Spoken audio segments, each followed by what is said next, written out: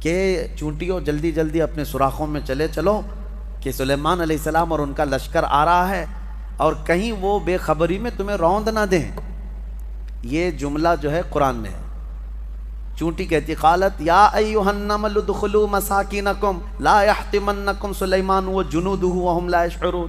سلیمان اور ان کی جو فوج ہے کہیں وہ بے خبری میں تمہیں روند نہ دیں، جلدی جلدی اندر چلو۔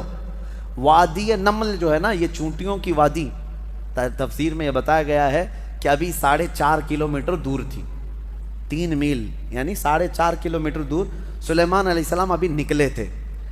اسی وقت چونٹی کو پتہ چل گیا کہ اللہ کے نبی اور ان کی فوج، ان کی امت آ رہی ہے، اور جب اس چونٹی نے یہ بات کہی سب دوڑنے لگے اپنے سوراخوں میں۔ تو اب آگے کی آیت سنو، حیرت ہوتی ہے۔ سلیمان علیہ السلام کے بارے میں قرآن کہتا ہے فَتَبَسَّمَ ضَاحِكًا مِّن قَوْلِهَا، چونٹی کی یہ بات سن کر کے حضرت سلیمان علیہ السلام مسکرا پڑے۔ سلیمان علیہ السلام مسکرا پڑے۔ کبھی آپ نے چونٹی کی بات سنی؟ مچھر کی تو سمجھ میں آتی ہے، کان کے پاس آ کر کے گھیں گھیں گھیں کرتا ہے، لیکن میں نے تو چونٹی کی آج تک نہیں سنی۔ آپ نے سنی ہے؟ ہوتی ہے آواز اس کی بھی آواز ہوتی ہے، اور آواز بھی اگر سن لیا تو بات کیا کر رہی ہے کون بتائے۔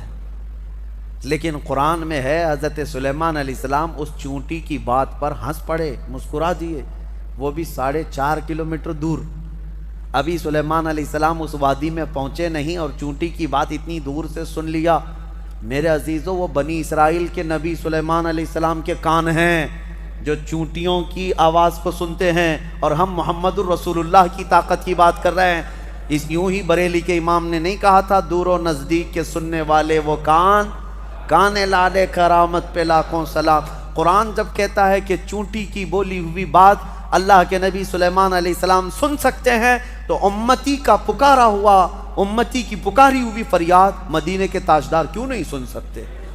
سنیں گے، ضرور سنتے ہیں۔ ہم یہاں سے پکاریں وہ وہاں سے سنیں، مصطفیٰ کی سماعت پہ لاکھوں سلام۔ یہ اپنے اپنے نصیبے کی بات ہے میرے عزیزوں۔